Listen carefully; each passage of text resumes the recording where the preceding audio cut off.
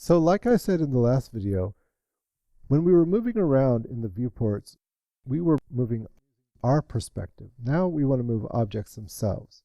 Okay, let's do this. I'm going to go Alt-W to go back to a four viewport world view. And I'm going to change these things back to a familiar place. So orthographic could become perspective, and I could even send it home. And what do we have? We'll change this to top.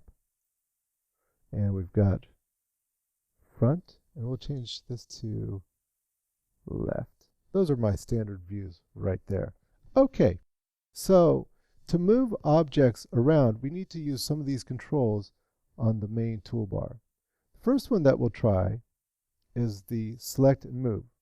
Right now, we're in the select object, you can see, because it's blue. And like I was saying before, it's kind of nice because you really can't get in trouble with this tool. By the way, I could select a single object. I could draw a marquee and select multiple objects.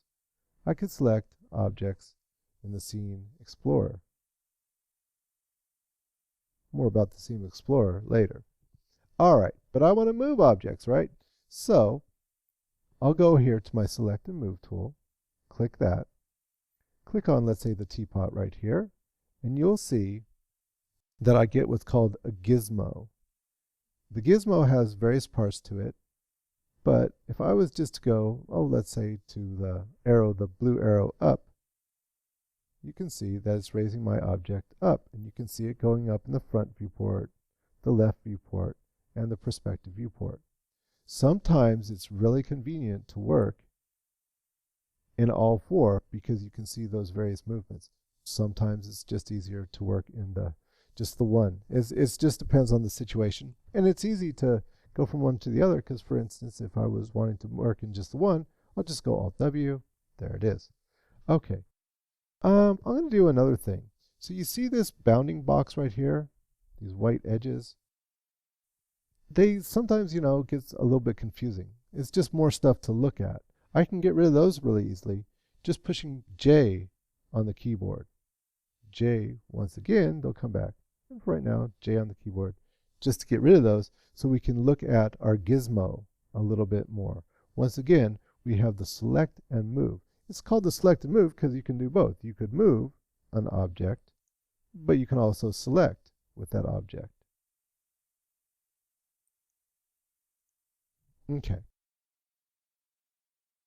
Most of the time, the gizmo as it comes will be just fine, but you can make it bigger by pushing the plus key on your keyboard, or you could make it smaller by pushing the minus key. Right now, we'll make it nice and big so we can see it well. You can see that the gizmo is sort of broken up into different parts. So if I go with the blue arrow, I can just go up and down.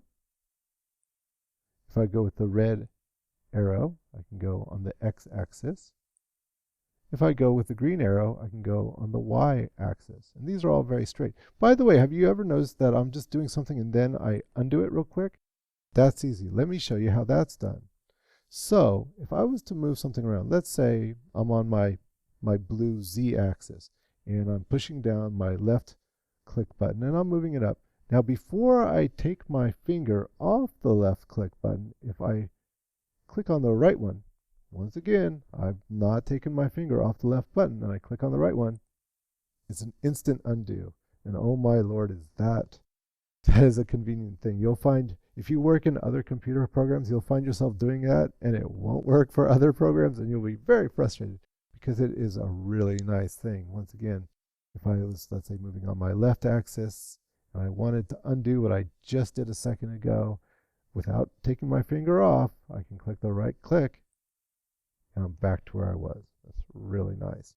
Okay, so anyways, back to my gizmo. As you saw, we could go up, we could go on these other axes, or we could go in between the axes. So you can see here how in between the Y and the Z axis, or the green and the blue axis, right? If I hold my mouse in between, then this square becomes golden, and now I can go between those axes. Where's that? Axes. right click while still holding on to that, and I can go back to where I was. Obviously, I could do the same thing with the blue and the red, or Z and X axis. And what can be really convenient is between the green and the red, or the Y and the X axis down here. See this one down here. That is a really super convenient one. The other one is you've got this golden square down here. You know, I don't recommend using it much because it's just going to kind of mess you around. And it will just basically freeform move you anywhere. You probably don't want to do that. Okay, the other thing besides moving things around with the gizmo is that you could move them around with these coordinates down here. Right now, if we look at this, we say like, okay, well, we're a little bit towards the minus on the X and a little minus on the Y, and we are at 0 on the Z. Watch what happens to the Z coordinate as I move up and down on there. Okay, we're either going into the positive Z area, in other words, up above the grid, or we're going down below the grid into the negative area. If I want to make a precise movement, I can move around on these coordinates. So for instance, if I wanted to move this, just to positive something, let's say positive 5 or somewhere around there, I could move this till I get to that. And I could use the spinners. The spinners are the up and down arrow. And I'm just clicking around here until I get it just so. Well, that's proving to be a real pain in the butt. So you know what I could do is I could highlight this whole area right here and just type it in. Okay, so I've highlighted that like you would on any other computer program. I'm just going to hit 5. There it is, and enter. Now I'm at exactly 5. Let's say I wanted this to be at exactly 5 as well. So I'm going to highlight the y-axis.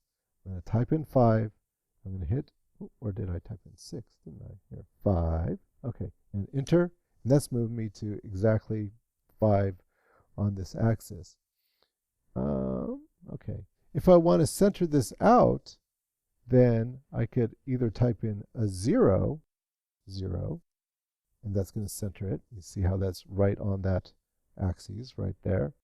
Or I can right-click on the spinner. And that's a very handy thing to know. So look at the y-axis right here. Here are the spinners. If I put my cursor right over those, and I right-click them, watch what happens. Boom, goes to 0. Isn't that nice? So I can get things all monkeyed up here. And if I want to center something, I just right-click over the spinner. Boom. Over the spinner. Doesn't work over the numbers, right? I get a whole other menu here. No. But over the spinner, right-click, and I can zero things out. So that's how you move things around in a nutshell. So in the next one, I'll teach you how to rotate and possibly also how to make things bigger or smaller